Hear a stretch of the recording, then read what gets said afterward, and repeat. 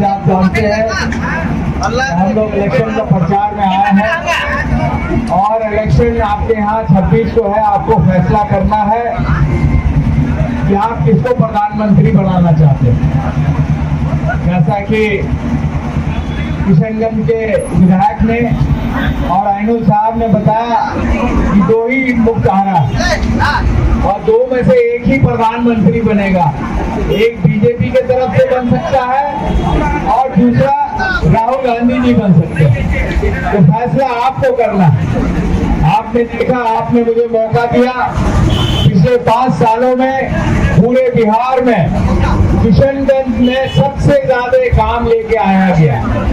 चाहे आपके भेड़ाघाट और डीगल बैंक से होता हुआ रेलवे लाइन हो, चाहे नेशनल हाईवे हो, ये दोनों प्रोजेक्ट जो है लगभग 5300 करोड़ रुपए का है। वही आप आगे पीछे चाहता हूँ।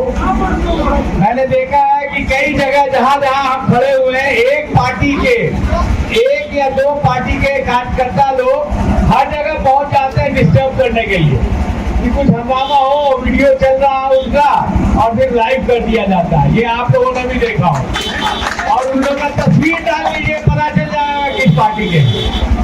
तो हिसाब मांगा है तो हिसाब देना मेरा फर्ज है।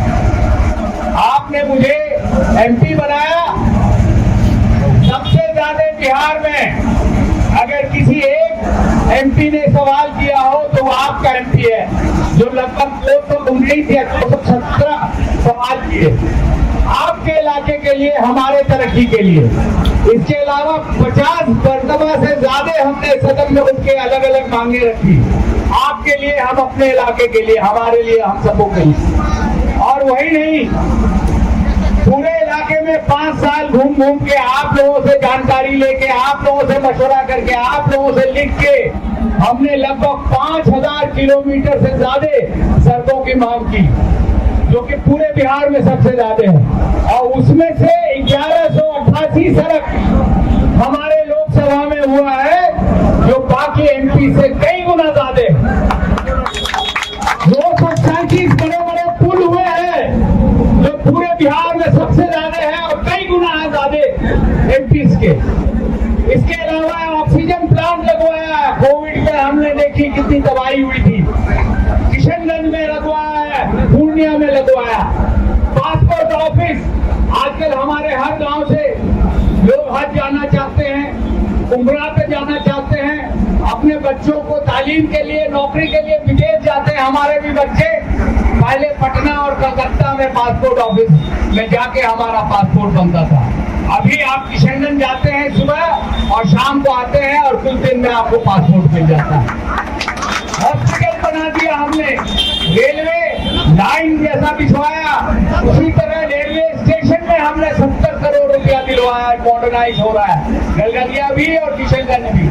जलालगढ़ लाइन का हम बार बार मांग किए हैं और इंशाअल्लाह उसमें कामयाबी होगी। दूसरे तरफ हमने एएमयू के लिए 5 साल मुशक्कत की।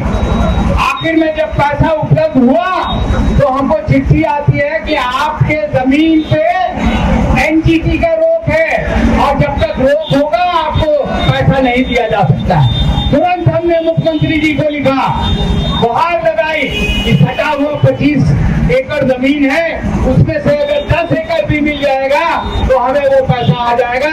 और वो जमीन अगर हमें मिल जाती तो लगभग 400 करोड़ रुपया एएमयू के लिए आता और पीछे जाते हमारे बच्चों को ज्यादा दूर जाने की जरूरत नहीं पड़ती, किशनगंज में रहकर अच्छी से अच्छी तालीम मिलती। लेकिन बीजेपी के इशारे पे चलते हैं, वो चाहते हैं सीमांचल का एरिया सबसे पिछड़ा रहे ताकि लाखों की तादाद में हमारे युवा मुल्क के अलग अलग कोनों में रह के अपना पेट पालने के लिए मजबूर हो जाए।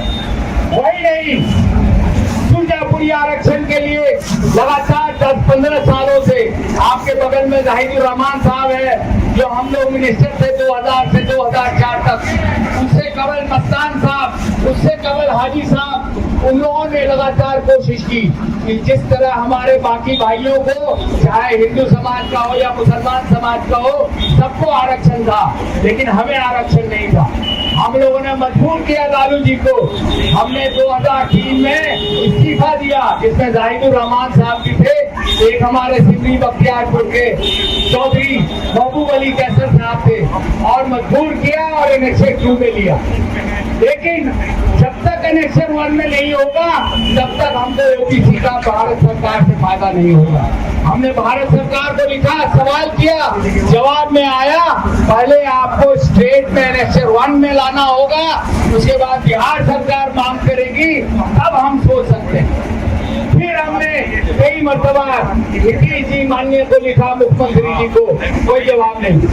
3 महीने कबल जितने भी शुजापुरी हम लोग एमएलए हैं और मैं अकेला शुजापुरी एमपी, हम लोग जाके विधानसभा में मिले, लिख के दिया, और आपको जाके तकलीफ होगी कि जवाब आया है कि शुजापुरी को आरक्षण देने का अभी तक कोई निर्णय नहीं लिया गया। तो ये है हकीकत, ये जानिए आप लोग।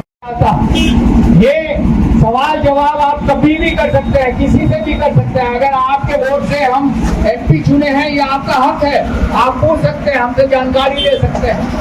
हमने अपने फंड से भी कई जगह हाई मार्क्स लगवाया, शायद आपके यहाँ भी है, जो सामने ही है, रात में आपको भी शायद फायदा होता होगा।